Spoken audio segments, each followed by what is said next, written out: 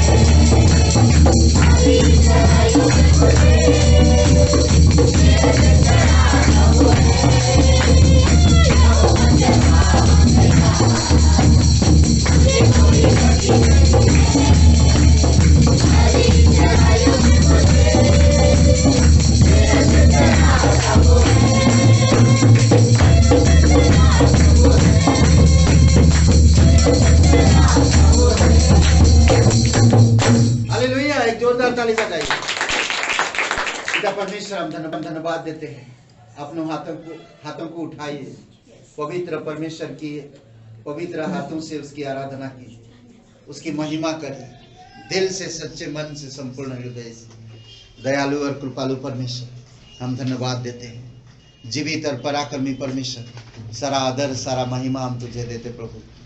दयालु और कृपालु परमेश्वर धन्यवाद देते। पिता तूने इस धरती पर आया, इस छोटे से प्लैनेट में तू आकर हर एक मनुष्य को बचाने के लिए तूने मनुष्य का रूप लिया, पापों को मिटाने के लिए, पापों से छुटकारा देने के लिए, अंधकार से बचाने के लिए, मौत से छुड़ाने के लिए तूने स्वयं पापों का दंड अपने ऊपर लेकर क्रूस पर मर गए प्रभु। इससे बढ़कर और कोई भी बात नहीं है आज इस संसार में प्रभु। हम जानते हैं कि तू सच्चा है, तू जीवन है, तू ही खुशी और आनंद है प्रभु। हम धन्यवाद देते हैं। तू सनातन का परमेश्वर ना तो कभी बदलता है, ना तो कभी अपनी प्रतिज्ञाओं को बदलने देता है प्रभु। हम धन्यवाद करते हैं, धन्यवाद देते हैं, तेरी स्तुति महिमा करते पिता। शून्य से लेके तूने मुझे रच लिया अपने ही रूप में। प्रेम दिया है अनंत प्रेम में, दिया पुत्र मेरे मुक्ति के लिए। शून्य से लेके तूने मुझे रच लिया अपने ही रूप में।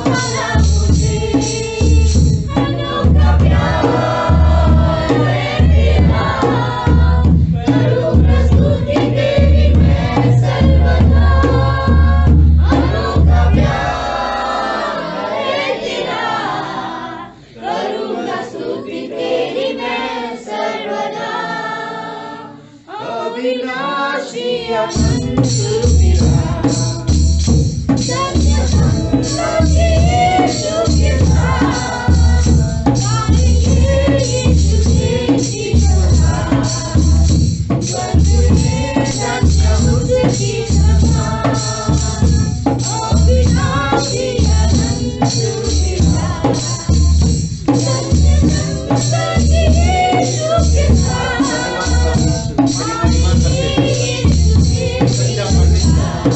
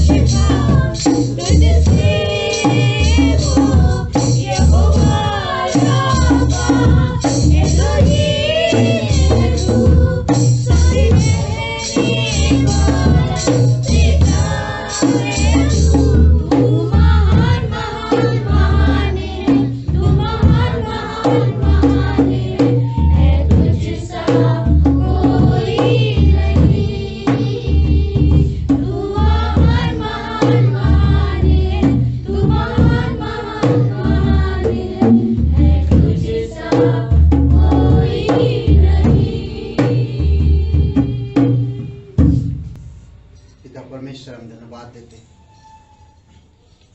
तो सच में तेरा जैसा और कोई नहीं है। सच में पिता, जब हम पापी थे, जब हम कमजोर में थे, जब हम भटके हुए थे, तो तू हमें सहारा देने के लिए इस धरती पर आया।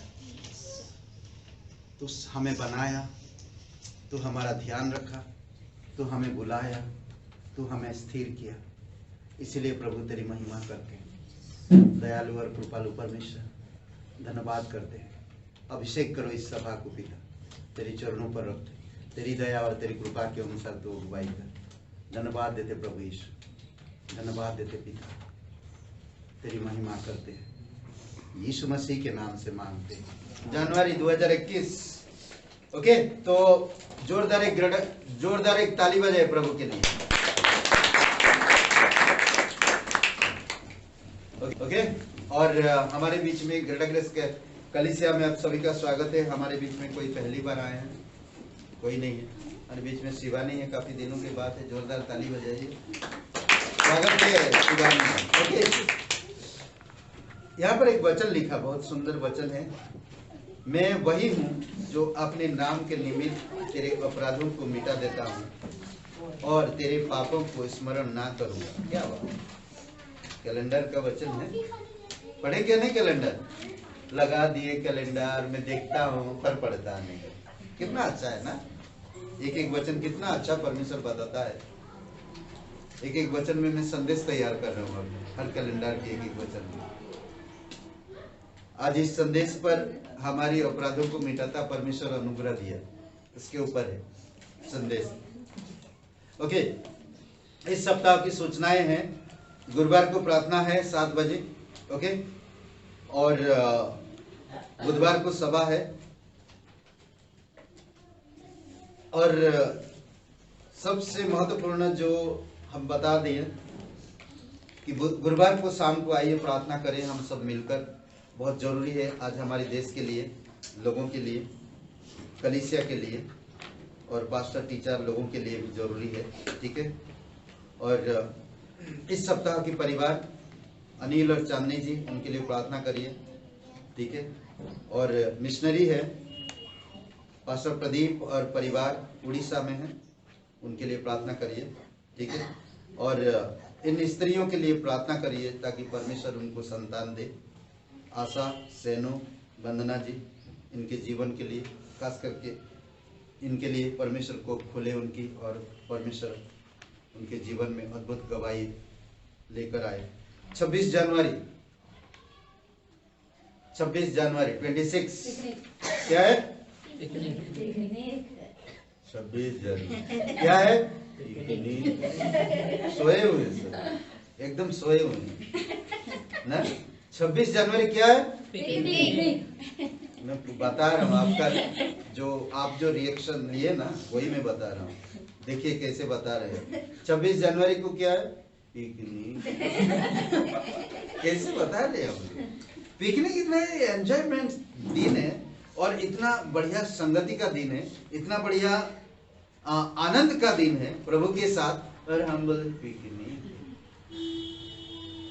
अभी जोर से बोलिए, बढ़िया से बोलिए, अच्छा से बोलिए, स्माइल करके बोलिए। हाँ, 26 जनवरी को क्या है? पिकनिक। हंसने के लिए नहीं बोला, बताने के लिए। 26 जनवरी को ग्रेटर ग्रेस का पिकनिक है। एक जोरदार ताली बजाइए।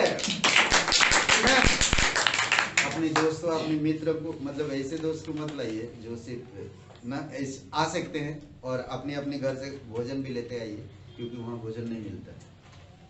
भजते रहेंगे, अगर पेट में भूख लगते रहेगा तो थोड़ा थोड़ा बना बना के लाइएगा, थोड़ा मिला मिला के खा लेंगे।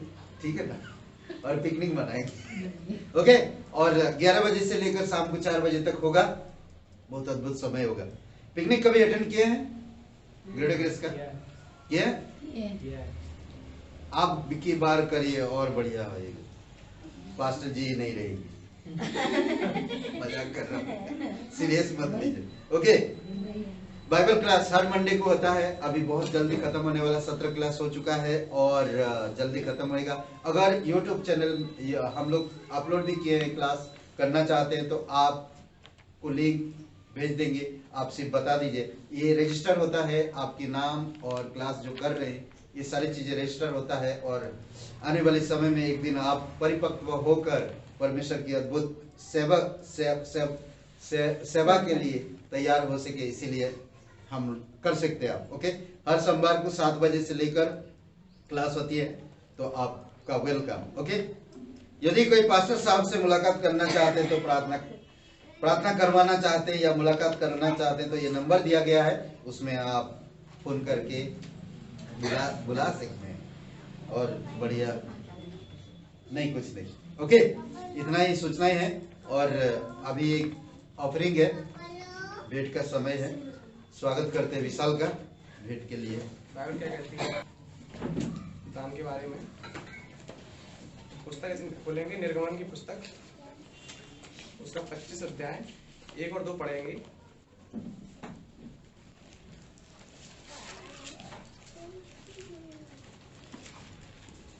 निर्गमन की पुस्तक 25 अध्याय उसका 1 और 2 पढ़ेंगे। यहोवा ने मूसा से कहा, इजरायलियों से यह कहना, मेरे लिए भेंट लाएं, जितनी अपनी इच्छा से देना चाहें उन्हीं सभी से मेरी भेंट लेना।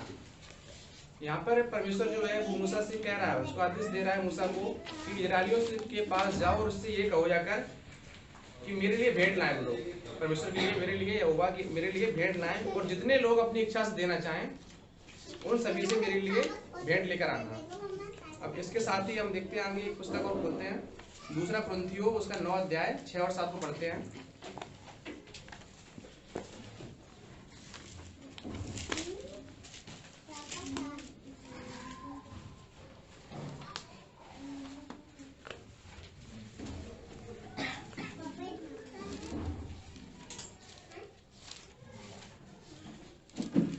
दूसरा कुरिन्थियों 9 अध्याय उसका 6 और 7 को पढ़ते हैं।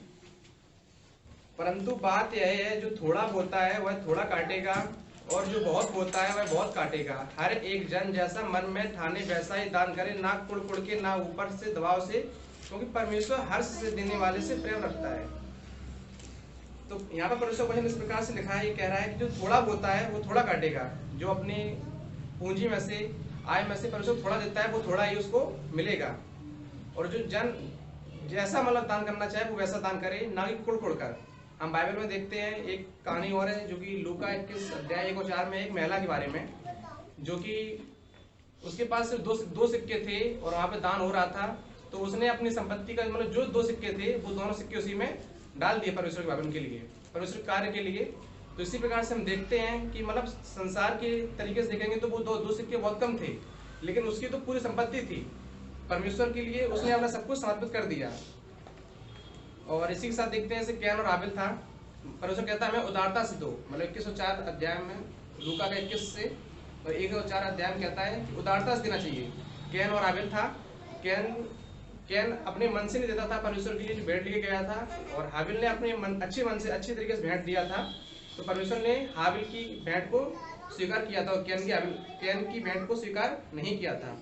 तो हमें जब भी देना है उदारता से देना है, कुड़कुड़ा के नहीं देना है, और परमेश्वर हर्ष से देने वालों से प्रेम रखता है।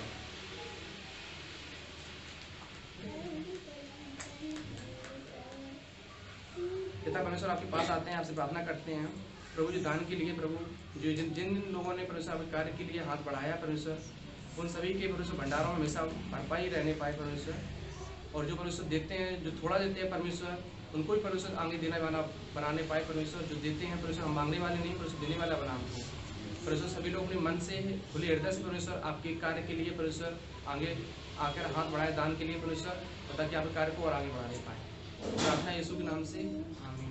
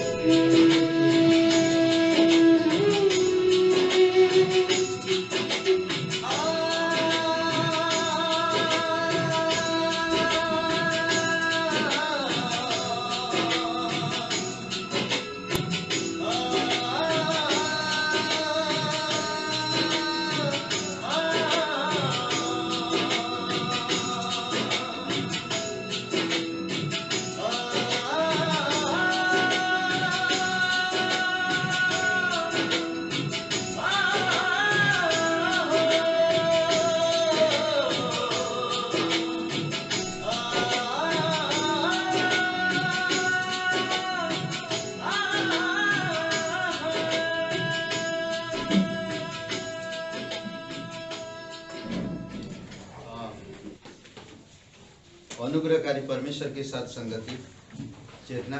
धन्यवाद, देखकर अच्छा लग रहा है, ऐसा आया करिए। प्रेज गॉड, एक जोरदार ताली बजाइए परमेश्वर के लिए।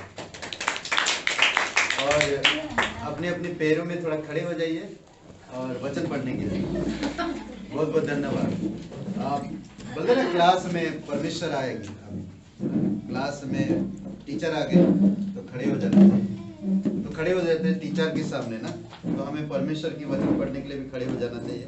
ओके, लूका का 4 अध्याय 18 से 19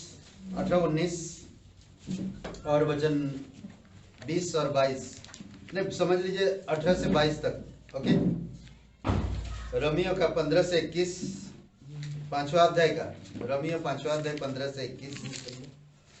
ओके, और ये 3 वचन है जो मुख्य, पहला यूहन्ना का पहला अध्याय 14 से 18।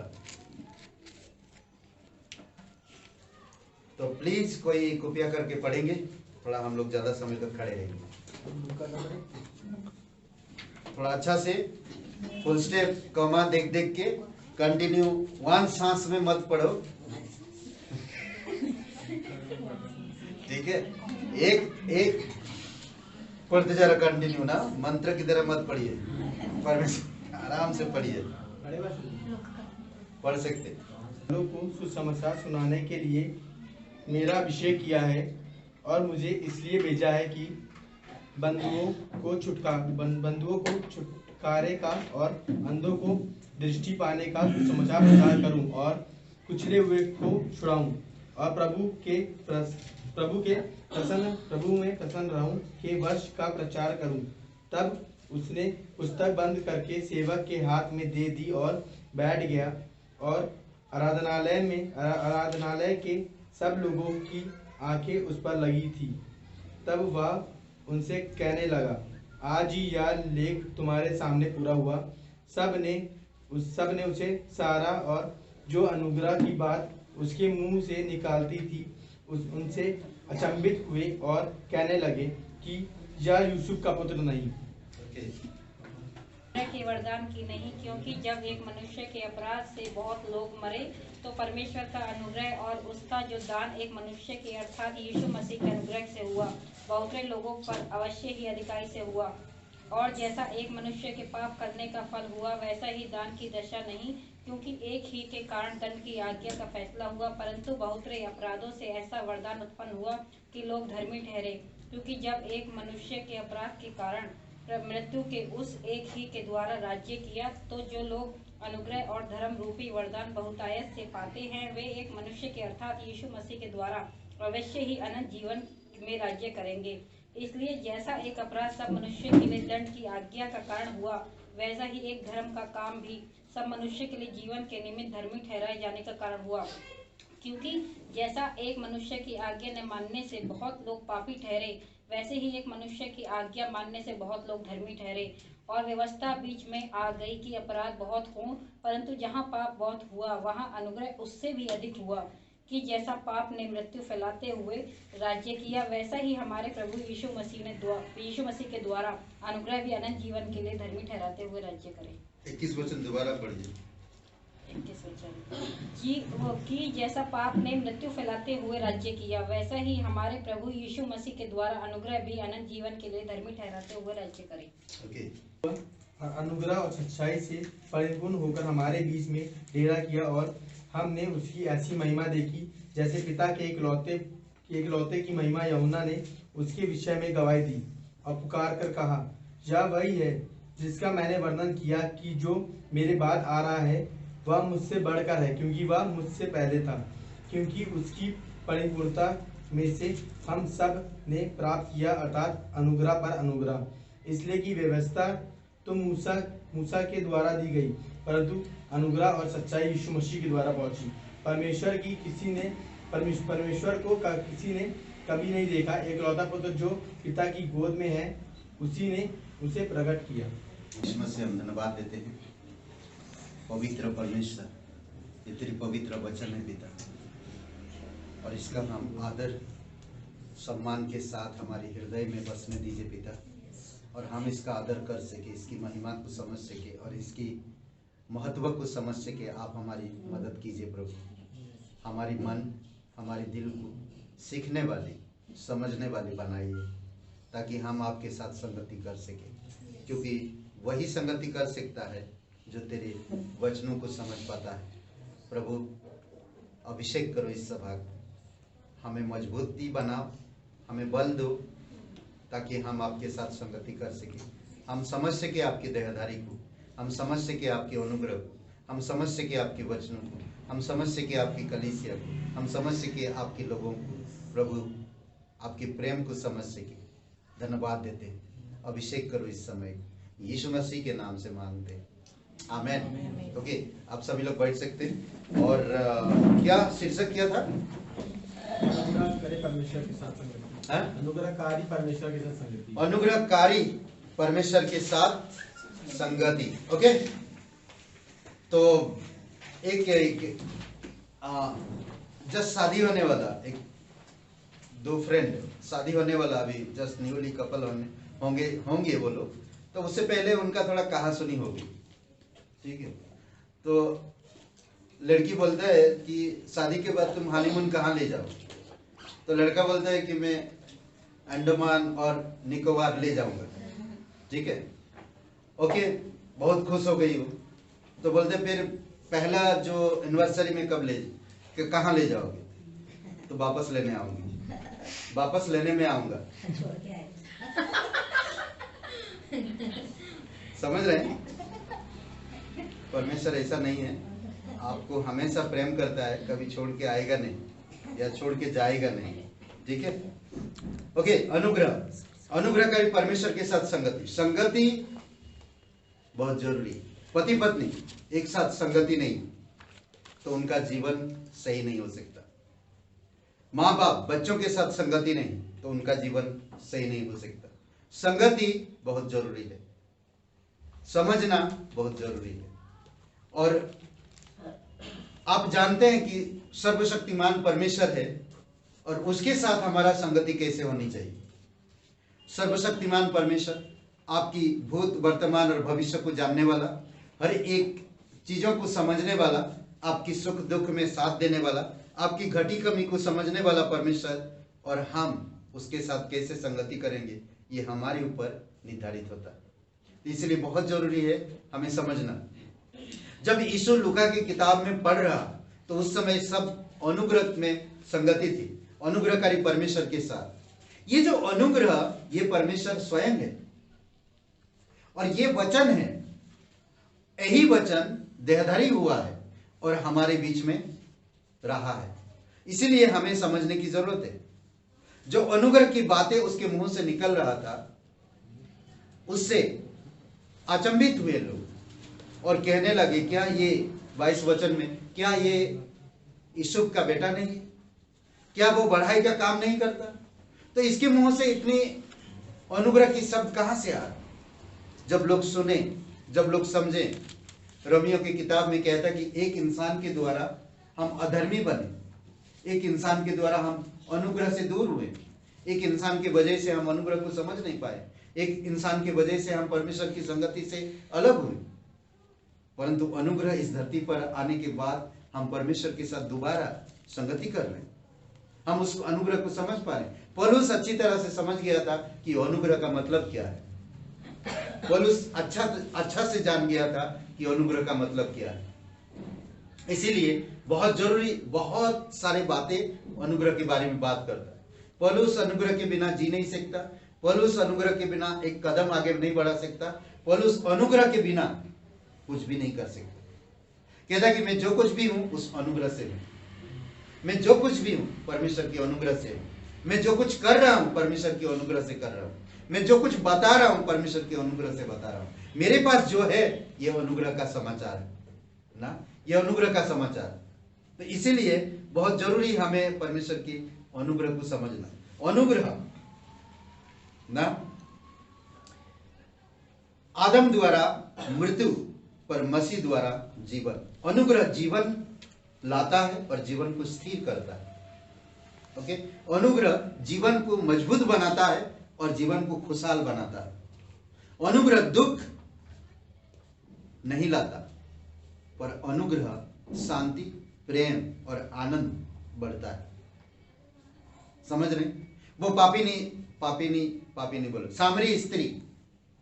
सामरी स्त्री जो 5 पति कर चुकी थी, जब प्रभु उसके पास आया और बातचीत किया, अनुग्रह की शब्द बातें कर रहा है। जब उससे बातचीत किया, उसको पता चला कि ये प्रभु है, तो अब वो निडरता के साथ वो अनुग्रह को समझ गया परमेश्वर का, जो परमेश्वर मुझ पर अनुग्रह किया। अब मैं उस अनुग्रह से गांव में जाऊंगा और मैं सबको बताऊंगा कि मेरे विषय में सब कुछ वो बता दिया, वो मसीह है।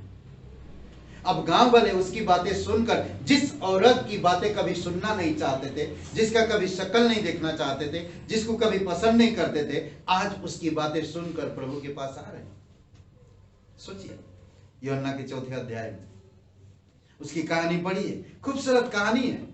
मुझे अच्छा लगता कि वो अनुग्रह को समझ पाई, वो परमेश्वर के प्रेम को समझ पाई, वो परमेश्वर के अनुग्रह के शब्दों को समझ पाई। अब वो गांव वाले कहते हैं, आज तेरे कहने पर हम यीशु पर विश्वास नहीं करते, परंतु हम खुद जान गए कि यीशु ही मसीह है, हमारा उद्धार करता है। अद्भुत है। पाप ने मृत्यु फैलाते हुए राज्य किया, पाप ने मृत्यु को फैलाते हुए राज किया, वैसे ही हमारे प्रभु यीशु मसीह के द्वारा अनुग्रह भी अनंत जीवन के लिए धर्मी ठहराते हुए राज करता है। अगर आप अनुग्रह में हो तो अनुग्रह की संगति में बने रहो। अनुग्रह को समझो, जो अनुग्रह देहधारी होकर इस धरती पर आया, और अनुग्रह आपसे और मुझसे जो बातें कर रहा, ये अनुग्रह है। यही वचन देहधारी हुआ, इंसान बनकर आप और मेरे बीच में उपस्थित हुआ। उसकी महिमा को लोगों ने देखा, उसकी अनुग्रह के शब्दों को सुना। आज आप और मेरे पास अनुग्रह की इंसान तो नहीं है, परंतु अनुग्रह का शब्द है, जो उसने कह गया, जो उसने कहा। हम आज इस बाइबल को पढ़कर, इन वचनों को समझकर, हम अनुग्रह की परमेश्वर, अनुग्रहकारी परमेश्वर के साथ आज हम संगति कर सकते हैं। Fellowship with grace of God ना, अनुग्रह से हमें, अनुग्रह परमेश्वर, अनुग्रहकारी परमेश्वर से संगति करो, अनुग्रह में भरे रहोगे।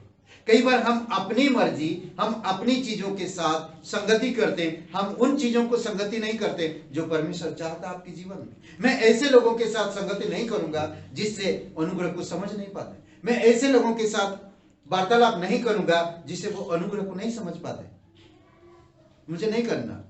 मुझे एक निर्णय लेना, 2021 में, 2020 में मेरा जीवन कैसा था मुझे नहीं पता, पर मैं अनुग्रह को समझना चाहता और मैं अनुग्रहकारी परमेश्वर के साथ संगति करना चाहता। यही है आपका अनुग्रहकारी परमेश्वर। हर दिन एक वचन पढ़िए, हर दिन वचन परमेश्वर के साथ पढ़िए, अनुग्रह का दिल लेकर जाइए, अनुग्रह का मन लेकर जाइए, अनुग्रह के वचन को पढ़िए, परमेश्वर के साथ संगति करिए, अनुग्रह आपके अंदर उत्पन्न होगा। अनुग्रह पर अनुग्रह, अनुग्रह और सच्चाई साथ साथ चलते हैं। यीशु मसीह पर विश्वास करते हैं तो आप अनुग्रह में हो, आप अनुग्रह के साथ हो, आप अनुग्रह के पास हो, आप अनुग्रह के साथ जियो, अनुग्रह का जीवन जियो। जैसा अपराध की दशा है वैसे अनुग्रह की दशा नहीं है, अनुग्रह की वरदान की दशा नहीं है, वो अलग है। अनुग्रह की वरदान की दशा है, वैसा नहीं है। जब मनुष्य अपराध करता है तो वो अनुग्रह से गिर जाता है, परंतु जब इंसान अपने पापों को मान लेता है, यीशु पर विश्वास करता है, वो अनुग्रह की उपस्थिति में आ जाता है। अब उस उपस्थिति में उसे चलने की आवश्यकता है, उस अनुग्रह की उपस्थिति में चलने की आवश्यकता है। अनुग्रह महिमा का परमेश्वर है, अनुग्रह महिमा का परमेश्वर है। जिस अनुग्रह के बारे में बात करते हैं वो महिमा का परमेश्वर है। यूहन्ना के 1 अध्याय, और हम लोग जैसा पढ़ा है 1 अध्याय 14 से लेकर 18 वचन में अद्भुत बात कहता है। मुझे बहुत अच्छा लगता है कि वचन देहधारी हुआ और अनुग्रह सच्चाई से परिपूर्ण होकर हमारे बीच में ठहरा किया। हमने उसकी ऐसी महिमा देखी जैसे पिता की एकलौते की महिमा। यही स्वयं परमेश्वर है जो वचन था, वचन देहधारी हुआ, अनुग्रह सच्चाई उसके पास था, साथ था, और वही हमारे बीच में आया और उसकी महिमा हम देख रहे हैं।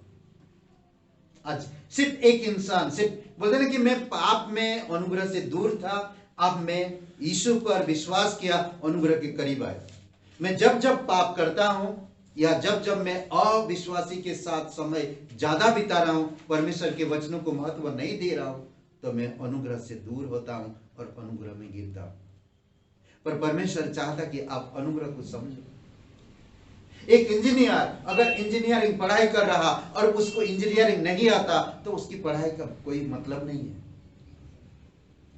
समझ रहे? एक डॉक्टर अगर डॉक्टरी पढ़ाई किया, सब कुछ किया, उसको डिग्री है, सब कुछ है, और वो इलाज नहीं कर पा रहा तो उसका कोई मतलब नहीं है डॉक्टरी। सोचिए, कोई मतलब नहीं है। भले मेरे पास डिग्री है पर मैं इलाज नहीं कर पा रहा, मैं ऑपरेशन नहीं कर पा रहा, मेरा हाथ कांप रहा, तो मेरे डिग्री लेकर मैं कुछ नहीं कर सकता। कई बार परमेश्वर के साथ बड़े बड़े बातें करते, मैं पूरा बाइबल 1 साल में पढ़ चुका हूं, कई सारे कहानी में जान चुका हूं, परंतु परमेश्वर के अनुग्रह के साथ संगति नहीं करते तो व्यर्थ है उसकी जीवन। परमेश्वर अनुग्रहकारी है, परमेश्वर दया करता है, परमेश्वर करुणा करता है ना। उसकी लोग जब तकलीफ में थे, परमेश्वर अनुग्रह की दृष्टि से देखा ना, उनको निकालने के लिए मूसा को तैयार किया। संसार में पाप बढ़ रहा था, अनुग्रह की दृष्टि नूह पर पड़ा। ये परमेश्वर है, ये पवित्र परमेश्वर है जो अनुग्रह से परिपूर्ण है, जो सच्चाई से परिपूर्ण है। यूहन्ना ने कहा मेरे से बढ़कर है, मैं जो गवाही दे रहा हूं, कहता कि वो परिपूर्णता, उसकी परिपूर्णता हमें मिला है। कहता 16 वचन में, क्योंकि उसकी परिपूर्णता में से हम सब ने प्राप्त किया, अर्थात अनुग्रह पर अनुग्रह। आज इस अनुग्रह को मैं समझ नहीं पाता हूं। कई बार हम अपनी मर्जी से परमेश्वर की अनुग्रह को कुचल देते हैं।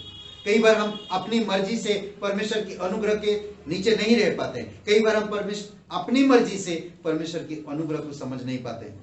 12 बातें हैं जो अनुग्रह की मैं बताता हूं आपको, ठीक है। एक बहुत बड़ा एक बिजनेसमैन है, बहुत बड़ा एक बिजनेसमैन, उसका बिजनेस में बहुत क्या बोलते नुकसान हुआ। 5 करोड़ का करीबन उसको नुकसान हुआ और वो भरपाई नहीं कर पा रहा।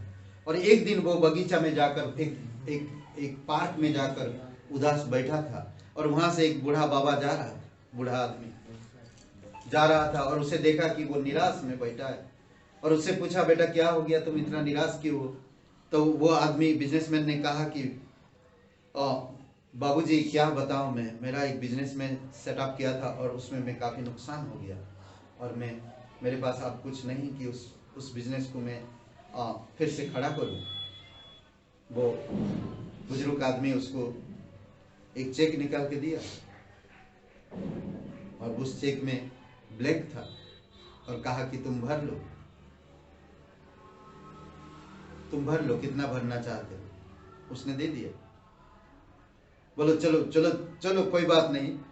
मेरा कहते कि 1 करोड़ का मेरा नुकसान हो गया, मैं सेटअप नहीं कर पा रहा, मेरा बिजनेस नहीं चल रहा। तो बूढ़ा आदमी ने बोला कि ठीक है, ये चेक लो और तुम कितना भरना चाहते हो, चलो मैं भर देता हूँ। वो 5 करोड़ भर दिया और वो देखा 5 करोड़ है, साइन है, सब कुछ है। ऐसा अगर आपको कोई दे तो क्या करेंगे आप? क्या करेंगे? 5 करोड़ का चेक क्या करेंगे? ओपिनियन, आपका विचार क्या बोलता है? 5 करोड़, मेरी आंखें अंदर चला जाएगा या तो बाहर आ जाएगा।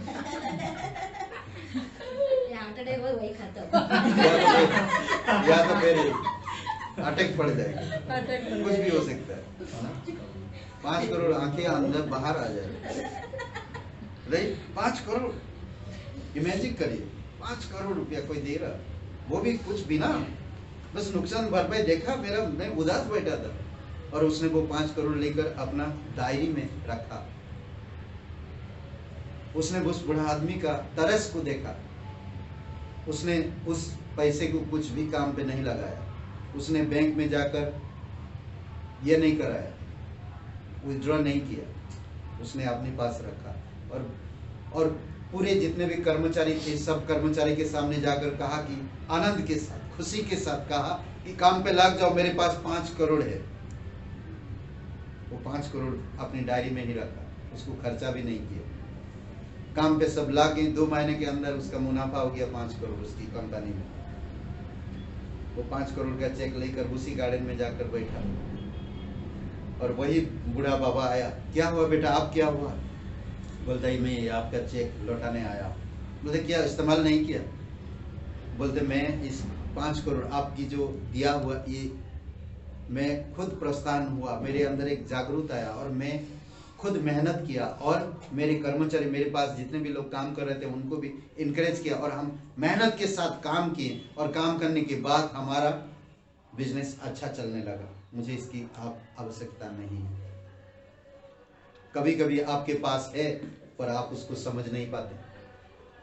ये 5 करोड़ से भी ज्यादा आपके पास जो, कई बार हम लोग इस चीज को नहीं समझ पाते हैं।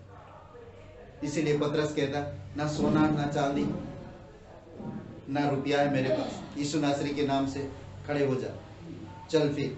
जब ये खजाना किसी को चला सकता है तो मुझे सोना चांदी नहीं चाहिए। ये खजाना टूटे हुए मन को अगर जोड़ सकता है, मुझे और कोई चीज नहीं चाहिए। ये खजाना उदास दिल को अगर तरोताजा कर सकता है तो मुझे और कोई चीज नहीं चाहिए। मुझे परमेश्वर की अनुग्रह चाहिए, मुझे परमेश्वर की अनुग्रह चाहिए। पहला, सबसे पहली बात याद रखिए, आपको छुटकारा मिला। छुटकारा अनुग्रह से हुआ आपका। इफिसियों का 2 अध्याय 5 और 8 वचन। हम अपराध के कारण मरे हुए थे, हम अपराध के कारण, पाप के कारण मरे हुए थे, हमें मसीह के साथ जिलाया गया। अनुग्रह ही से तुम्हारा उद्धार हुआ। अद्भुत है नहीं? अनुग्रह से तुम्हारा उद्धार हुआ। वचन 8 में कहता, विश्वास के द्वारा अनुग्रह ही से तुम्हारा उद्धार हुआ और यह तुम्हारी ओर से नहीं वरन परमेश्वर का दान है। 5 करोड़ का दान है, 5 करोड़ का दान। आपको उद्धार मिला, नरक से, मौत से, अंधकार से, पाप से, निराशा से, हर चीज से आपको छुटकारा मिला है। आपको यह समझना होगा परमेश्वर के अनुग्रह। सोचिए, जैसा बूढ़ा बाबा ने दिया, उसने उसको यूज भी नहीं किया, परंतु उसने समझ गया कि मेरी नापरवाही के कारण आज हम निराशा में हैं। उसने उस चेक को इस्तेमाल भी नहीं किया। आज आप इसको इस्तेमाल करो अपने जीवन में। परमेश्वर कहता, मुफ्त में पाए हो मुफ्त में दिया करो। नहीं, मुफ्त में पाए हो मुफ्त में दिया करो। अद्भुत है। रोमियो का 5:2 में विश्वास के द्वारा अनुग्रह तक, विश्वास के द्वारा अनुग्रह तक, अनुग्रह से परमेश्वर तक, परमेश्वर से परमेश्वर की महिमा की आशा तक आपकी पहुंच हुई। अद्भुत है। रोमियो का 5:2 में ये अनुग्रह कितना महान है, कितना बड़ा है। मुझे छुटकारा देता है, साल्वेशन ना, मुझे साल्वेशन मिला, मुझे छुटकारा मिला अनुग्रह की वजह से। विश्वास के द्वारा अनुग्रह तक पहुंच, मैं विश्वास किया, अनुग्रह तक पहुंच हुआ, अनुग्रह से परमेश्वर तक, परमेश्वर से परमेश्वर की महिमा की आशा तक मुझे पहुंचने की। अद्भुत है। दूसरा पॉइंट, अनुग्रह की सुरक्षा ना, security of grace, security in grace ना, अनुग्रह की सुरक्षा। कुलुसियों का 3 अध्याय 1 से 4 और वचन 16 पढ़ेंगे। कोई 1 से 4 बहुत सुंदर वचन है कुलुसियों की किताब। मैं थोड़ा सा अब अलग मूड में जाऊंगा, मतलब अलग मुड़ूंगा, ठीक है। कुलुसियों का 3 अध्याय 1 से 4।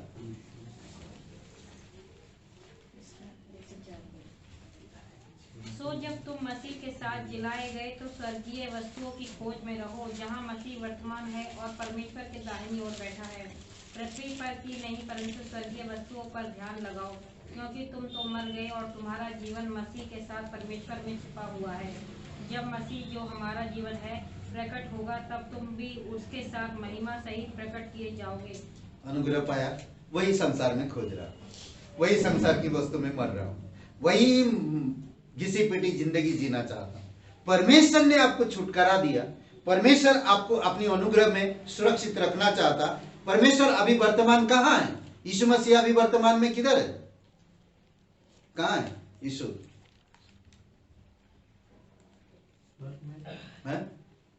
वर्तमान यीशु कहाँ है? यीशु मसीह वर्तमान में कहाँ है? अभी वचन पढ़े क्या नहीं? कुलुसियों का पहला अध्याय, तीसरा अध्याय 1 से 4 कहाँ है? पढ़े क्या नहीं? पढ़े ना वचन, सुने, देखें कैसे हम लोग पढ़ते हैं। परमेश्वर के दाहिने ओर, परमेश्वर की दाहिने ओर वर्तमान विराजमान है और स्वर्ग में, और मैं कहाँ ढूंढ रहा हूं? पृथ्वी पर। कमाल है। अगर मुझे छुटकारा मिला और मैं अनुग्रह में सुरक्षित रहना चाहता हूं तो मुझे स्वर्ग की वस्तुओं को खोजना है, जहां पर यीशु विराजमान है वर्तमान में। नहीं, वचन 16 पढ़िए।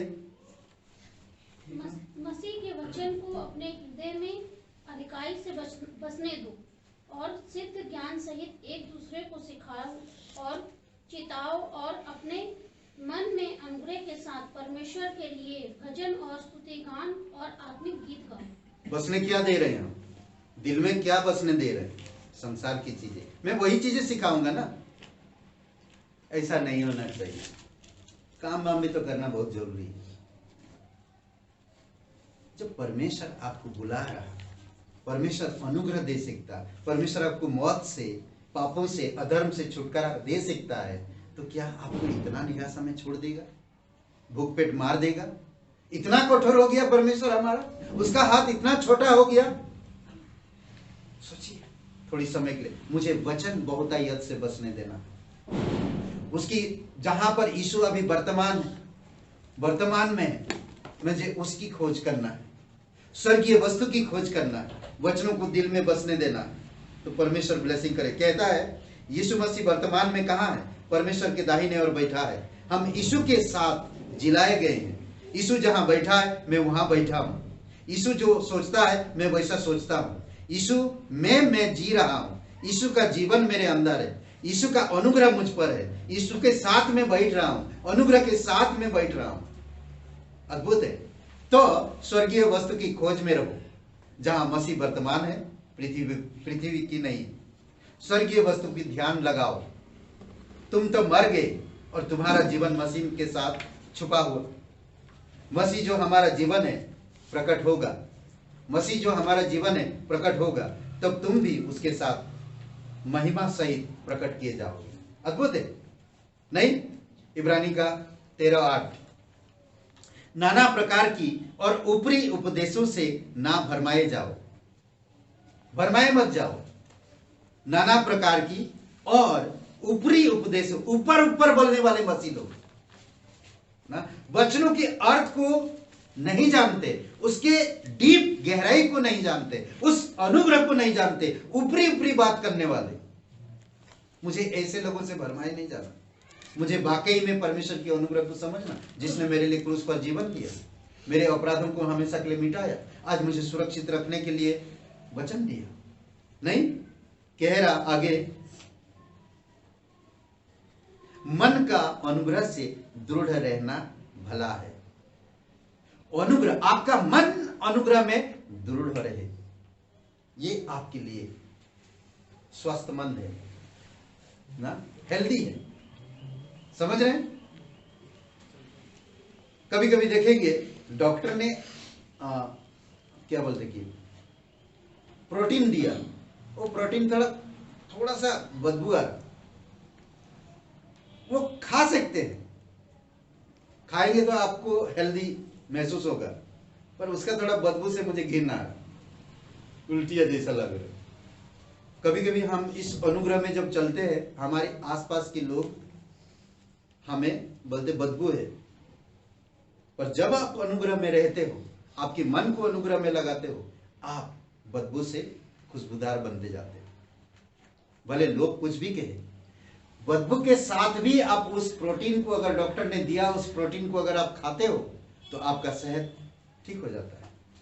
तो उसी प्रकार मुझे लोगों के बारे में नहीं, मेरे मन को उस अनुग्रह में दृढ़ता पूर्वक रखना है। तो आपके जीवन में भलाई होगा। तीसरा पॉइंट, अनुग्रह में बढ़ना।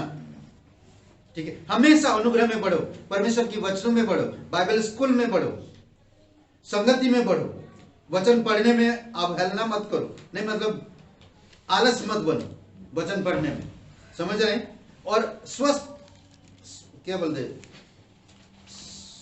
बोलते उसको, आलसी मत बनो। ठीक है, चुस्त ना क्या बोलते हैं, सुस्त मत बनो, समझ रहे हैं, सुस्त मत बनो, आलसी मत बनो वचन पढ़ने में, कभी भी नहीं। जो इंसान आलसी बनेगा वो बढ़ेगा नहीं। जो इंसान बोलेगा आज मेरे जेब में खाली है, कलीसिया नहीं जाऊं, आलसी। बोले आज थोड़ा सा शरीर में दर्द, आज नहीं जाएंगे कलीसिया, आलसी है।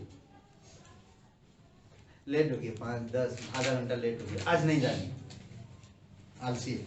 बहुत बार ऐसे प्रॉब्लम आता है लोगों के जीवन में, वो आलसी। तो इसीलिए कभी भी मौका मिलता है आप उसमें पहुंचो। ओके, दूसरा पत्रस 3:18, हे बालकों, हम वचन और जीभ से नहीं पर काम और सत्य के द्वारा भी प्रेम करें। जहां सत्य है वहां अनुग्रह है, जहां सत्य है वहां अनुग्रह है, जहां अनुग्रह है वहां सत्य है। समझ रहे हैं, मुझे वचन और जीभ से नहीं, हाँ पास्टर जी मैं आ रहा हूं, आया ही नहीं है ना। पास्टर जी हम आएंगे, सब परिवार सहित आएंगे, राह देख रहे पास्टर जी आया ही नहीं। कितना बार होता है ऐसा, कई बार होता है। एनीवे, मेरा काम है बताना, अनुग्रह में बढ़ाना। आप बढ़े, हम बढ़ेंगे, परमेश्वर बढ़ेगा। करेक्ट, क्या कह रहा, हे बालकों, हम वचन और जीभ से नहीं पर काम और सत्य के द्वारा भी प्रेम करें हर एक लोगों से। जहां सत्य है वहां अनुग्रह है। मूसा, अब्राहिम, ये लोगों का जीवन को देखो, दाऊद, रूत ना, यूसुफ, यहोशू, इस सब लोगों को देखो, ये अनुग्रह को किस तरह से, अनुग्रह से किस तरह उनकी जीभ और वचन के द्वारा काम नहीं किए, बल्कि वो सच्चाई के साथ सच्चाई की। और उनके जीवन से हम देख सकते परमेश्वर की अनुग्रह में बढ़े किस तरह से वो लोग। उनके जीवन से भी हम अनुग्रह की मतलब को समझ पाएंगे। चौथी बात, अनुग्रह का कलीसिया। हमेशा एक कलीसिया जो अनुग्रह से भरा हो ना, उस कलीसिया में, अंतकिया की कलीसिया अनुग्रह से भरा था। अंतकिया की कलीसिया अनुग्रह से भरा हुआ था। यरूशलेम चारों तरफ कलीसिया अनुग्रह से भर गया। प्रभु का, प्रेरितों के काम 11:21 से 23। ओके, प्रभु का हाथ उन पर था। बहुत लोग विश्वास करके प्रभु की ओर फिरे। उनकी चर्चा सब जगह फैल गई। परमेश्वर के अनुग्रह को देखकर आनंदित हुए सब। समझ रहे, कलीसिया में अगर परमेश्वर की अनुग्रह है तो सब के सब आनंदित होंगे। आज मैं लोगों को देखें, आते हैं ना मुस्कुराहट ना कुछ, उदास है। अरे कम से कम एक मुस्कुराहट देने में क्या जाता है आपका, कुछ जाता है? हाँ, प्रवीला जी तो बहुत हंसते हैं, मजाक कर रहा हूँ। ओके, जब भी देखते हंसते रहते। ओके, एक मुस्कुराहट कितना अच्छा लगता। अनुग्रह दीजिए ना, एक दूसरे को प्रेम दीजिए, परमेश्वर जानेगा। एक अनुग्रह संगति कर रहे हैं, अनुग्रह के साथ, परमेश्वर के साथ आप संगति कर रहे हैं। हाँ, अनुग्रहकारी परमेश्वर के साथ आप संगति कर रहे हैं और आप किसी को अनुग्रह नहीं दे पा रहे, प्रेम नहीं कर पा रहे, आप परमेश्वर के प्रेम से प्रेम नहीं कर पा रहे, तो कैसा लाइफ है, कैसा जीवन है? नहीं, तो इसीलिए हमें सोचना चाहिए। हम देखें, मैं पास्टर काल के जीवन को देखा हूं। मैं पास्टर काल हमेशा एक स्माइल देते हैं अनुग्रह से। वो स्माइल से कई सारे लोग तो फिदा हो जाते, गिर जाते थे। मजाक कर रहा हूँ, गिरते नहीं कोई ऐसा। ओके, अनुग्रह वाकई में ये एक होता है। अनुग्रह में जो भरा रहेगा, अनुग्रह की संगति में जो रहेगा, उसके चेहरे अलग चीज प्रकट करता है। समझ रहे, निस्वार्थ प्रकट करता है ना, और अलग आशाएं दिखती है। ओके, और क्या अनुग्रह का कलीसिया। और अब सबको उपदेश दिया जाता था कि तन मन लगाकर प्रभु से लिपटे रहे। वो कलीसिया में तन मन लगा के लिपटे रहे। इफिसियों का पहला अध्याय 4 से 6, दूसरा अध्याय 5 से 8, तीसरा अध्याय 1, 2, 9, 10। क्या हुआ? ये अनुग्रह के शब्द है। इफिसियों का पहला अध्याय 4 से 6, ओके, दूसरा अध्याय 5 से 8, तीसरा अध्याय 1, 2 और 9, 10। ठीक है, ये बहुत सुंदर बातें करता है जो कलीसिया और परमेश्वर की अनुग्रह। ओके, अनुग्रह की आत्मा। यहां पर ये वचन इब्रानी का 10:29 कहता है। ये वचन एक बातें करता है, बहुत अलग बात करता है। ये मुझे बहुत अच्छा लगता है ये वचन। ठीक है, उन लोगों के लिए है जो दंड के योग्य ठहरेंगे। 3 बातें यहां पर देता, उनके प्रति जो भारी दंड के योग्य ठहरेंगे। जो 3 चीजें, जो परमेश्वर के पुत्र को पांव से रंगता, वाचा के लहू को अपवित्र बनाता है, अनुग्रह की आत्मा को अपमान किया है, तो ये भारी दंड के योग्य है। समझ रहे हैं? ये लोग भारी दंड के योग्य है।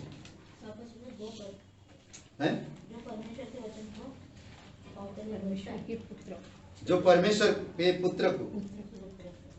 के पुत्र को पांव से रंगता, वाचा के लहू को अपवित्र बनाता। जो वाचा की लहू ना, लहू के द्वारा आज हमारा छुटकारा हुआ। लहू से द्वारा आप और मैं पवित्र हुए। लहू हमारी सारे पापों को वॉश आउट किया ना, और परमेश्वर के साथ मेल मिलाप किया। उसी लहू को, उसी वाचा के लहू को अगर मैं आज अपवित्र मानता हूं, तो फिर मेरे लिए इतना बुरा और कोई चीज नहीं हो सकता ना। और अनुग्रह की आत्मा का अपमान किया ना। जो आत्मा हमारे अंदर बसता, जिस वक्त आप यीशु पर विश्वास किए, परमेश्वर की आत्मा आप में बसता है, वो अनुग्रह की आत्मा है। ओके, ठीक है। इब्रानी का 10:29। ठीक है, छोटा पॉइंट, अनुग्रह के सुसमाचार। प्रेरितों के काम 20:24। मैं अपने प्राण को कुछ नहीं समझता, मैं अपने प्राण को कुछ भी नहीं समझता, पर परमेश्वर के अनुग्रह को मैं ना प्रिय जानूं, मेरे प्राण को ना मैं प्रिय जानूं। यीशु मसीह जब बातें कर रहा था, अनुग्रह के समाचार, अनुग्रह के सुसमाचार, प्रेरितों के काम 20:24। ठीक है, जब यीशु मसीह बातें कर रहा था, जो मेरे पीछे आना चाहता तो क्या करेगा, क्या करना चाहिए? क्रूस उठाए और अपने पीछे चले ना। और कोई व्यक्ति अगर सब दुनिया को, सब चीजें प्राप्त कर लिया, दुनिया की सारी चीजें प्राप्त कर लिया, और अपना प्राण को नहीं बचा पाया, तो फिर क्या है? वो मूर्ख है। करेक्ट, मूर्ख व्यक्ति है। तो यहां पर पौलुस जब बता रहा, तो अद्भुत बात बता रहा कि अनुग्रह के सुसमाचार। देखिए, वो जो अनुग्रह के सुसमाचार आपको मुझे मिला, इसीलिए पौलुस कहता, मैं अपने प्राण को कुछ नहीं समझता, ना प्रिय जानूं, मैं अपनी दौड़ को और सेवकाई को पूरी करूं। जो मैंने परमेश्वर के अनुग्रह के सुसमाचार पर गवाही देने के लिए प्रभु की ओर से पाई है। ये अनुग्रह का सुसमाचार परमेश्वर की ओर से आपको मुझे मिला। ये सुसमाचार हम दूसरों को दे सकते हैं। कभी कभी आप लोग, आप और मैं बिना बताए हम प्रचार करने लगते, जानते हैं? किसी कंपनी हमारी कोई फायदा नहीं करता, हम उसका प्रचार करने लगते हैं। आप एक कोई अच्छा स्वेटर खरीद के लाते हैं और आप उस स्वेटर को दिखाते, 1-2 बार पहनते, तो लोग बोलते क्या, कहां से खरीदे? उस दुकान से, शर्मा जी की दुकान से। नहीं, शर्मा जी ने आपको कुछ दिया ही नहीं, पर शर्मा जी का प्रचार कर रही हैं। सोचिए, पर जब आप यीशु का प्रचार करते तो हमें कितना शर्म क्यों आता है? शर्मा जी का प्रचार करते वक्त शर्म नहीं आए, जब यीशु का प्रचार करते शर्म। जो समाचार, अनुग्रह का समाचार आपको मिला है, यह अनुग्रह के समाचार दूसरों को देना है। मुझे मिला, मैं वही अनुग्रह की सुसमाचार सेवकाई में करता हूं, पौलुस कहता। इसीलिए गलतियों का पहला अध्याय, गलतियों का पहला अध्याय और वचन 6 से 9, प्रभु यीशु मसीह कहता है कि इतना जल्दी तुम लोग अनुग्रह की सुसमाचार से मुंह मोड़ लिए। पौलुस कहता, इतना जल्दी कैसे तुम लोग अनुग्रह की सुसमाचार से मुंह मोड़ लिए? मैं कहता हूँ स्वर्गदूत भी अगर मेरे सामने आ जाए अनुग्रह की सुसमाचार को छोड़कर और कोई सुसमाचार प्रचार करे तो मैं यकीन नहीं करूंगा। तो तुम कैसे यकीन कर लिए? आज कोई कुछ बोल देता, आज कुछ कोई बोल देता, हम लोग परमेश्वर के अनुग्रह को छोड़ देते। सोचिए। तो इसीलिए हमें समझना है 7 पॉइंट अनुग्रह के वचन। प्रेरितों के काम 20 अध्याय 25 32 20 32 25 आया तो 32 20 32 ओके। प्रेरितों के काम 20 32 ओके। जो तुम्हारी उन्नति कर सकता है, अनुग्रह के वचन आपकी उन्नति कर सकता है। यह अनुग्रह के वचन ना, यीशु मसीह के मुंह से क्या निकल रहा था? अनुग्रह की शब्द ना, अनुग्रह के वचन निकल रहा है। ये सारे अनुग्रह की वचन है। ये हमारी उन्नति करता है, उन्नति करता है। दूसरी है पवित्र में साझी करके मिरास देता है। पवित्रता में परमेश्वर पवित्र है, वचन पवित्र है। ये वचन मेरे अंदर जाता, मुझे पवित्र बनाता और पवित्रता के साझी बनाता। समझ रहे? हाँ, आमीन ना, प्रेज गॉड ना, धन्यवाद परमेश्वर का। कितना अच्छा है, परमेश्वर पवित्र है, वचन पवित्र है, जो अनुग्रह का वचन है। वो वचन मेरे अंदर आता जो मुझे पवित्र बनाता और फिर पवित्रता के साथ साझी बनाता, उसके पवित्रता के साथ साझी बनाकर मिरास दिलाता।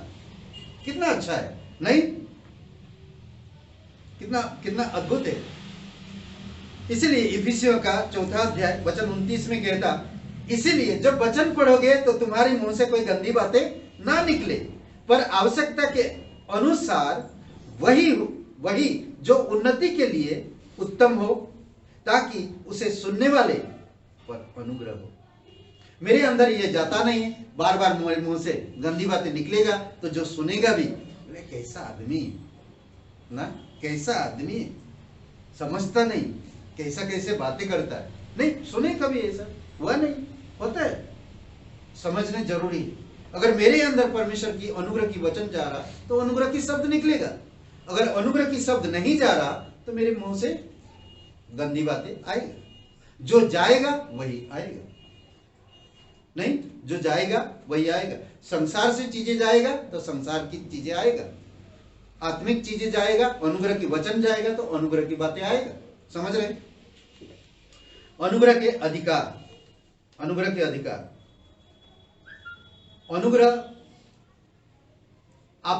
अनुग्रह का आप पर अधिकार है। अनुग्रह के सिंहासन में जाने के लिए आपको अनुग्रह की इजाजत की जरूरत नहीं, आपका अधिकार है, आप जा सकते हो। इब्रानी का 4 अध्याय वचन 16, ओके।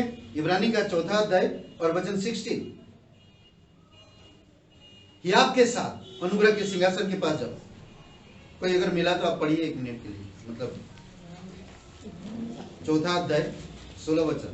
इसलिए आओ हम अनुग्रह के सिंहासन के निकट हियाव बांधकर चले कि हम पर दया हो और वह अनुग्रह पाए जो आवश्यकता के समय हमारी सहायता करे। ओके, अनुग्रह के सिंहासन, साहस रखो, विश्वास रखो, अधिकार के साथ उस अनुग्रह के सिंहासन के पास जाओ और आपको अनुग्रह मिलेगा और ठीक समय पर यह अनुग्रह काम पे आएगा। आमीन, प्लीज गॉड ना, हालेलुया बोल सकते, हालेलुया नहीं बोलते, कितना मुंह सुखाए करके।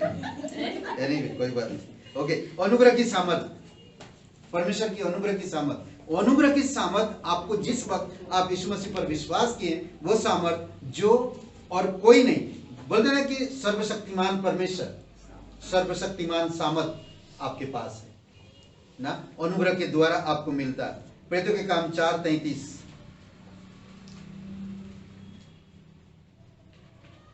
प्रेरितों की किताब, प्रेरितों के काम 4 का 33,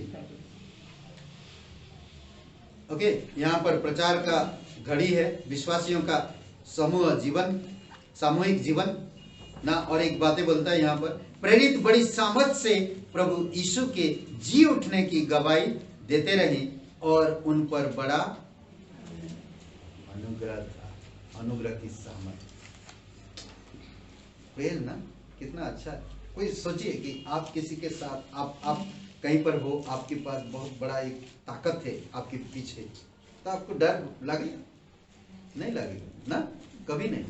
मेरे पीछे ताकत है, मैं डरूंगा नहीं ना। छोटे छोटे बच्चे को देखेंगे फिल्मों में, कितनी बार दिखाएं ना, मेरे पास है, मैं नहीं डरूंगा तुमसे ना। दाऊद, उसको मालूम था कि जीवित परमेश्वर को ललकार रहा ना, उसने गया एक पत्थर से ढेर कर दिया एक शैतान को, गुलायत को। समझिए, ठीक है। अनुग्रह का विश्वास होना बहुत जरूरी है ना। विश्वास लालची या लालसाओं में नहीं होती है। विश्वास परमेश्वर की आत्मा के द्वारा होनी चाहिए। गलतियों की किताब खोलिए और 5वां अध्याय पढ़ते हैं, खुलते हैं, ठीक है। 2 वचन पढ़िए।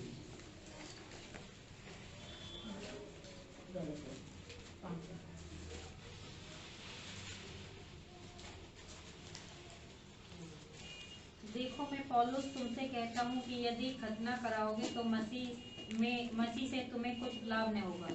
ओके, मतलब मैं अनुग्रह को समझ नहीं रहा और भी बहुत सारी चीजें मेरे जीवन में कर रहा हूं। अनुग्रह को समझो तो कुछ भी नहीं। यीशु के साथ आपका संगति, अनुग्रह के साथ आपका संगति। मैं यीशु की अनुग्रह को नहीं समझ रहा हूं, अनुग्रह की संगति नहीं कर रहा हूं, अनुग्रह के वचन नहीं पढ़ रहा, अनुग्रह की छुटकारा को नहीं समझ पा रहा, अनुग्रह की सामर्थ को नहीं समझ पा रहा, अनुग्रह के वचन को नहीं समझ पा रहा, अनुग्रह की आत्मा को नहीं समझ पा रहा, मैं दूसरा बहुत कुछ और कर रहा हूं। तो क्या कह रहा?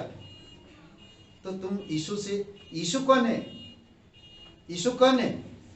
क्या कह रहा? देखिए वचन, देखो मैं पौलुस तुमसे कहता हूं कि यदि खतना कराओगे तो मसीह से तुम्हें कुछ लाभ नहीं होगा। मसीह कौन है? हाँ, यीशु कौन है? मसीह कौन है? मसीह यीशु कौन है? यूहन्ना का 1 अध्याय खोलिए।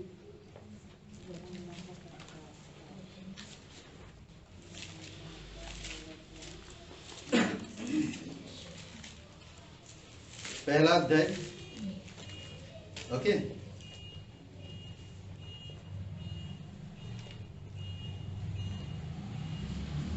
और वचन 16-17 पढ़िए,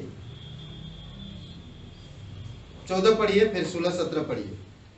और वचन देहधारी हुआ और अनुग्रह और सच्चाई से परिपूर्ण होकर हमारे बीच में डेरा किया, और हमने उसकी ऐसी महिमा देखी जैसे पिता के इकलौते की महिमा। ध्यान दीजिए, यीशु कौन है? वचन है। वचन क्या हुआ? देहधारी हुआ। उसमें क्या है? सच्चाई और अनुग्रह। अगर यहाँ पर यीशु का नाम दे रहा तो वही अनुग्रह का शब्द बता रहा। तुम अनुग्रह में गिर चुके हो, अनुग्रह में संगति नहीं कर रहे हो, क्योंकि तुम खतना करने का मतलब यह है कि मैं परमेश्वर को छोड़कर मैं व्यवस्था में नाता जोड़ रहा हूं, या मैं दूसरी चीजों में मैं भरोसा रख रहा हूं, परमेश्वर की अनुग्रह पे नहीं। ओके, अगर मैं इस तरह करता हूं तो वचन 21 पढ़िए, उसी अध्याय का, गलतियों का 5वां अध्याय और वचन 21। गलतियों का 5वां अध्याय वचन 21 क्या कहता? देखिए मैं पढ़ रहा हूं, ठीक है। 21 वचन में कहता, डाह, मतवालापन, लीला क्रीड़ा और इनके जैसे और काम है, इसके विषय में मैं तुमसे पहले से कह देता हूं, जैसा पहले कह भी चुका हूं कि ऐसे काम करने वाले परमेश्वर के राज्य की वारिस ना होंगे, क्योंकि अनुग्रह को कुचल दिया। समझ रहे? अनुग्रह को त्याग दिया। अनुग्रह की संगति नहीं करते ऐसे लोग, अनुग्रह के राज्य में नहीं जा सकते। समझ रहे? दूसरी बात 22 वचन में कहता है, पर आत्मा का फल प्रेम है, यानी कि 22 वचन में कहता है आत्मा का फल प्रेम है, आनंद, शांति, धीरज, कृपा, भलाई, विश्वास। समझ रहे? और अब नेक्स्ट, अनुग्रह का विश्वास था, ये अनुग्रह का वचन, अनुग्रह का फल 22 और वचन 23 में, 5वां अध्याय, ये 11 पॉइंट। अनुग्रह का फल, ठीक है। अनुग्रह का फल आपके अंदर होगा तो वो दिखेगा। अनुग्रह का फल कितना फल है? 9 फल। पर आत्मा का फल, अनुग्रह का फल, अनुग्रह का आत्मा के बारे में सुना है, करेक्ट? ओके, तो अब ये आत्मा का फल है, यानी कि अनुग्रह का फल है। प्रेम, आनंद, शांति, धीरज, कृपा, भलाई, विश्वास, नम्रता, संयम, ऐसे ऐसे कामों के विरोध में कोई भी व्यवस्था नहीं है। आप मेरे जीवन में कोई व्यवस्था नहीं है, सिर्फ अनुग्रह में, संगति में मैं बढ़ रहा हूं। आखिरी पॉइंट, अनुग्रह के पुरस्कार। ओके, पहला कुरिन्थियों का 3 अध्याय खोलिए। अनुग्रह के पुरस्कार। आप और मैं क्या है प्रभु में, जानते हैं क्या है? कई सारी चीजें इसमें बात करता, मुझे बहुत अच्छा लगता है। पहला कुरिन्थियों का 3 अध्याय 9 से 15, ठीक है। हम परमेश्वर के सहकर्मी हैं, हम परमेश्वर के सहकर्मी हैं, जो मुझे सहकर्मी हैं। तुम परमेश्वर की खेती और परमेश्वर की रचना हो। सहकर्मी, खेती, रचना। 10 वचन, परमेश्वर के उस अनुग्रह के अनुसार जो मुझे दिया गया है, मैंने बुद्धिमान राजमिस्त्री के समान नींव डाली। अनुग्रह में नींव डाला, जो अनुग्रह मुझे दिया गया है। अब इसीलिए परमेश्वर मुझे जो कह रहा, उसके अनुसार मैं काम कर रहा हूं। पवित्र परमेश्वर, सामर्थी परमेश्वर, अनंत का परमेश्वर, चिरस्थायी रहने वाला परमेश्वर, कभी ना बदलने वाला परमेश्वर, उस परमेश्वर का अनुग्रह, उस परमेश्वर की अनुग्रहकारी परमेश्वर के साथ मेरा संगति, तो मुझे कैसे रहना चाहिए? समझ रहे? हर एक लोगों का काम एक दिन प्रकट होगा, समझ रहे? और वचन 14 पढ़िए, 14-15। जिसका काम उस पर बना हुआ स्थिर रहेगा, वह मजदूरी पाएगा। यदि किसी का काम जल जाएगा तो वह हानि उठाएगा, पर वह आप बच जाएगा, परंतु जलते जलते। ओके, 12 वचन में कहता, यदि कोई इस नीम पर सोना या चांदी या बहुमूल्य पत्थर या काठ या घास या फूस का रंधा रखे, तो हर एक का काम प्रकट हो जाएगा, क्योंकि वह दिन उसे बताएगा, इसलिए कि आग के साथ प्रकट होगा, और वह आग हर एक का काम परखी जाएगी। हर एक मसीह का काम परखी जाएगी। आप अनुग्रह के नींव में हो, आप अनुग्रह में हो या आप अनुग्रह में नहीं हो, या आप अनुग्रहकारी परमेश्वर की संगति में हो या नहीं, उस समय सब चीजें समझ आ जाएगा। इसीलिए बहुत जरूरी है कि आपको मुझे अनुग्रह में रहने की जरूरत है और अनुग्रह की वचन में बढ़ने की जरूरत है। अद्भुत बात कह रहा है, अनुग्रह की छुटकारा, अनुग्रह की सिक्योरिटी, अनुग्रह में बढ़ना, करेक्ट, अनुग्रह का कलीसिया, अनुग्रह का आत्मा, अनुग्रह का सुसमाचार, अनुग्रह का वचन, अनुग्रह की अधिकार, अनुग्रह का सामर्थ, अनुग्रह का विश्वास है, अनुग्रह का फल, अनुग्रह का पुरस्कार। आमीन। कई सारी जगहों पे परमेश्वर अनुग्रह दिया है लोगों के जीवन में, अनुग्रह से काम किया है यीशु मसीह। चेले लोगों ने यीशु मसीह के अनुग्रह को नहीं भूला, इसलिए आपको मुझे भी अनुग्रह को नहीं भूलना। नए साल में परमेश्वर के अनुग्रह में बढ़ते जाइए, अनुग्रह को समझने के लिए प्रयास करिए, करेक्ट। देखिए, हम लोग एक गाना जो गा रहे थे ना, बहुत सुंदर गाना है ना, बहुत सुंदर गाना है ये, मुझे बहुत अच्छा लगता है।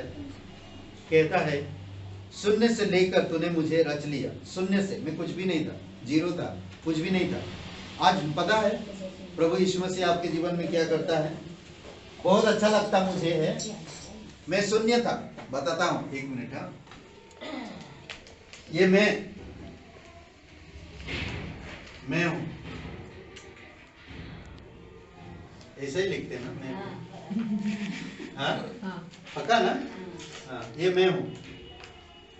ये गोल आकार था, जीरो, कुछ भी नहीं था मेरे जीवन में, जीरो। समझ रहे हैं? जब मैं यीशु पर विश्वास किया, ये यीशु आ गया। कितना दिख रहा? हाँ, 10 हो गया। हाँ, तो 10 नंबर आ गया, मैं 10 नंबर वाला हो गया। 10, अब मैं जीरो बनता हूं, मैं जीरो हूं। कितना हो गया? 100। ये अनुग्रह है, मैं बढ़ते जा रहा हूं, मैं जब घट रहा हूं यीशु मुझ में बढ़ते जा रहा, और मेरा यहाँ पर कीमत बढ़ते जा रहा। 100 हो गया और एक जीरो डाल दो, मैं वापस जीरो बन गया। कितना हो गया? 1000 आप कितना हो गया? 1 लाख हमेशा हर साल जीरो हो आप। मैं अनुग्रह में कुछ भी नहीं हूं। 10,000 हो गया। मैं अनुग्रह में कुछ भी नहीं हूं। आप और एक डाल दिए तो हाँ? 1 लाख। और एक डाल दिए तो 10 लाख। और एक जीरो डाले तो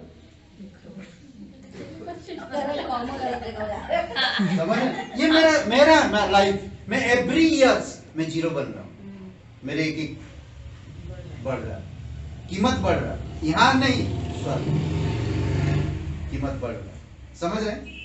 जितना आप अपने आप को जीरो करोगे, ये आपको अनुग्रह की वचन, अनुग्रह की आत्मा, अनुग्रह की छुटकारा, अनुग्रह की सामर्थ, अनुग्रह का प्रेम, अनुग्रह का फल, अनुग्रह की सुसमाचार आपको हीरो बनाते जाएगा। समझ रहे? ये आपको हीरो बनाते जाएगा। इसलिए बहुत जरूरी मैं जीरो बनूं। इसलिए यूहन्ना कहता है, पहला अध्याय यूहन्ना का 31 में, प्रभु तू बढ़े मैं घट रहा, यही घट रहा, मैं जीरो बन रहा हूं, यीशु बढ़ रहा है मुझ में। समझ रहे? आइए प्रार्थना करते हैं।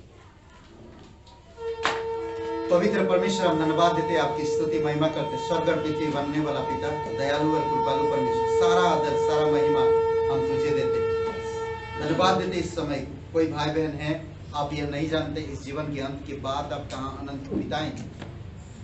हर एक इंसान को इस धरती पर आना, इस धरती से कहाँ जाना और यहाँ पर क्या करना किसी को नहीं मालूम। मैं कहाँ से आया, मैं यहाँ क्या कर रहा हूँ, मैं यहाँ से कहाँ जाऊँगा, किसी को नहीं मालूम। वो ना आने का मालूम है, ना करने का मालूम है और ना जाने का मालूम है। परंतु परमेश्वर को पता है कि तुम यहाँ क्यों हो और यहाँ क्या कर रहे हो और यहाँ से कहाँ जाओगे। प्रभु यीशु मसीह आकर दिखाया, स्वर्ग छोड़ के इस धरती पर आया। आप और मैं स्वर्ग से आए हैं, ये तो पक्का दिखा दिया प्रभु यीशु मसीह। और हम यहाँ क्या कर रहे हैं? अपनी ही अभिलाषाओं को पूरा कर रहे हैं। परंतु प्रभु यीशु मसीह आप और मुझे दिखाया कि इस धरती पर धन और परमेश्वर दोनों की सेवा नहीं कर सकते। तुम अपनी मर्जी से मत चलो, परमेश्वर की मर्जी को समझने के लिए कोशिश करो। परमेश्वर कहता है, वो आप और मेरे लिए क्रूस पर जीवन दिया, कब्र में गया और तीसरे दिन मरे हुए से जी उठा। जी उठने के बाद वो 40 दिन तक इस धरती पर रहा और 500 से भी ज्यादा लोग देखते हुए वो स्वर्ग में उठा लिया गया। जिस तरह वो आया उसी तरह वो चला गया, अपनी कार्य को पूरा किया उस क्रूस पर। आज जो कोई भी इंसान, मुझे नहीं मालूम मैं कहां से आया, मैं यहाँ क्या कर रहा और कहां जाऊंगा, जो कोई भी इंसान यीशु का नाम लेगा वो उद्धार पाएगा। यीशु मसीह उसे दिखा दिया कि तुम कहां से आए हो और यहाँ क्या कर रहे हो, कहां जाओगे। अगर आज आप यहाँ पर जो कुछ भी काम कर रहे हैं, हम वो हमारी काम पाप के भरे हुए हैं। पाप के कारण हम स्वर्ग नहीं जा सकते हैं, पाप के कारण हम मरेंगे और मौत हमें परमेश्वर से अलग करेगा और हम एक दिन नरक जाएंगे। परंतु परमेश्वर जो आप और मुझसे प्रेम करता, वो नहीं चाहता कि हम नरक जाएं, पर आप और मैं स्वर्ग में रहे। इसीलिए प्रभु यीशु मसीह आप और मेरे लिए क्रूस पर जीवन दिया, कब्र में गया और तीसरे दिन जी उठा। अगर आज आप विश्वास करना चाहते हैं, नया जीवन पाना चाहते हैं, स्वर्ग में रहना चाहते हैं और इस धरती पर रहते हुए शांति का जीवन पाना चाहते हैं, या खुशी पाना चाहते हैं, या दुख दर्द तकलीफ से आश्वासन पाना चाहते हैं, तो यीशु आपको आश्वासन देना चाहता है, अनंत जीवन का आश्वासन और इस धरती में शांति का आश्वासन। अगर आप विश्वास करना चाहते हैं, मेरे साथ ये प्रार्थना को आप दोहरा सकते हैं। यूट्यूब चैनल में भी अगर आप सुन रहे हैं, अपनी आंखें बंद करिए, सर झुकाइए और प्रभु यीशु मसीह को ये प्रार्थना मेरे साथ करिए। कहिए, हे यीशु, मैं जानता हूँ मैं एक पापी इंसान, मैं खुद को नहीं बचा सकता। मैं धन्यवाद करता हूँ, तू मेरे पापों की खातिर क्रूस पर जीवन दिया। हे यीशु, मुझे माफ कर दीजिए, मेरे हृदय में आइए, मुझे नया जीवन दीजिए। मैं तन मन से तेरे बलिदान पर, तेरे गाड़े जाने पर, तेरे जी उठने पर मैं विश्वास करता हूँ। मेरे कर्मों से, मेरे दान पुण्य से मैं नहीं बच सकता, सिर्फ मैं तेरे बलिदान पर विश्वास करने से मुझे मुक्ति मिला है। मुझे माफ कर दीजिए, मेरे हृदय में आई है। धन्यवाद करता हूँ, तू मुझे क्षमा किया, तू मेरा मुक्तिदाता, तू मेरा उद्धार करता, तू पवित्र परमेश्वर का एक लता पुत्र मसीहा है। धन्यवाद यीशु के नाम से।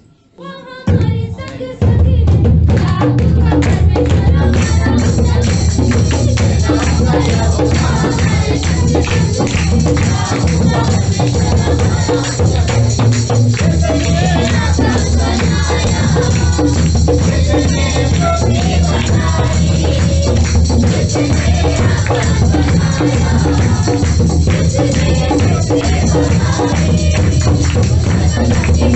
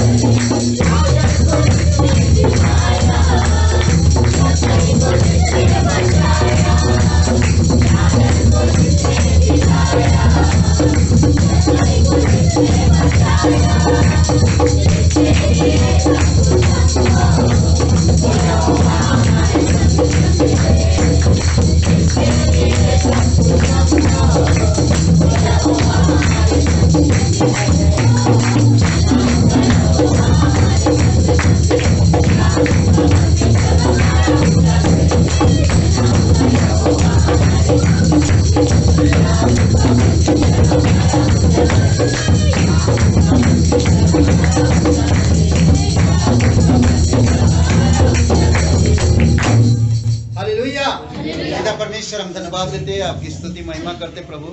दयालु और कृपालु परमेश्वर, सारा आदर सारा महिमा हम तुझे देते पिता। धन्यवाद इस अनुग्रह की वचन के लिए प्रभु। तेरा अनुग्रह हमें योग्य बनाता है स्वर्ग की और पवित्र स्थान की, तेरी उपस्थिति की, तेरे वचनों की, तेरे स्वर्गीय वस्तुओं की, हर एक वस्तु की जो आत्मिक है हमें योग्य बनाता है। तेरे अनुग्रह हमें प्रोटेक्शन देता है, तेरे अनुग्रह हमें छुटकारा देता है, तेरे अनुग्रह हम बहुतायत से पाते हैं तो दूसरों को भी बहुतायत से समय के अनुसार दे पाते हैं। प्रभु तेरे अनुग्रह की सामर्थ से हमें अगुवाई करो और तेरे अनुग्रह के सिंहासन में हमें सुरक्षित रखो। धन्यवाद देते पिता, प्रार्थना करते प्रभु यीशु वंदना जी, आप उनको स्पर्श करो, आशा जी और पिता सैनो, इन सब के लिए प्रार्थना करते तेरी दया और कृपा रहे प्रभु यीशु। दयालु और कृपालु परमेश्वर, सारा आदर सारा महिमा हम तुझे देते हैं। स्वर्ग और पृथ्वी बनाने वाला परमेश्वर, इनको आप स्पर्श करो और इनकी जीवन में अद्भुत खुशी लेकर आओ पिता।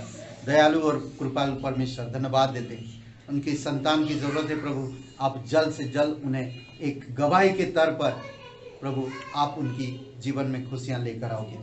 विश्वास के साथ प्रार्थना करते हैं, आप छुओ प्रभु, उनके जीवन में खुशी लेकर आओ, एक उनके जीवन से उनके परिवार से आपकी महिमा होने पाए प्रभु यीशु। प्रार्थना करते, धन्यवाद देते। जो कोई बीमार है प्रभु यीशु, प्रार्थना करते मुस्कान प्रभु आप उसको स्पर्श करना, उनकी परिवार भी आ सके प्रभु। तेरी प्रार्थना यहाँ पर प्रार्थना आराधना में प्रभु पल्लवी के लिए प्रार्थना करते, तेरी दया और कृपा रहे प्रभु यीशु मसीह। धन्यवाद देते जीवित और पराक्रमी परमेश्वर, आप उसके कानों को खोलना प्रभु यीशु। कई सारे लोग शराब की लत में प्रभु, आप उनको शराब से बचाना प्रभु यीशु। तेरी दया और कृपा रहे, वो नफरत करने लगे उन सब चीज़ों से प्रभु यीशु मसीह। तिशंदा गांव में कई सारे पिता प्रार्थना करते, तेरी दया और कृपा रहे। धन्यवाद देते अद्भुत और पराक्रमी सर्वशक्तिमान परमेश्वर, प्रत्येक लोगों को आशीषित करना। कोर्ट केस चल रहा है प्रभु यीशु मसीह, कई सारे लोगों की प्रार्थना करते हैं कि आप फैसला करने में मदद करो पिता, और हम प्रार्थना करते कोई भी कोई समस्या उन व्यक्तिगत जीवन में गुजर रहे हैं प्रभु, आप उनकी व्यक्तिगत जीवन से बातें करो, वचनों के द्वारा, तेरे अनुग्रह के द्वारा पिता, अनुग्रह की आत्मा से बातें करो उनकी व्यक्तिगत जीवन में। धन्यवाद देते हैं, प्रत्येक लोगों को आशीषित करो प्रभु और सुरक्षित रखो पूरे सप्ताह पिता। धन्यवाद देते हैं, तेरी स्तुति महिमा करते हैं। प्रार्थना सर्वशक्तिमान प्रभु यीशु मसीह के नाम से मांगते हैं, आमीन।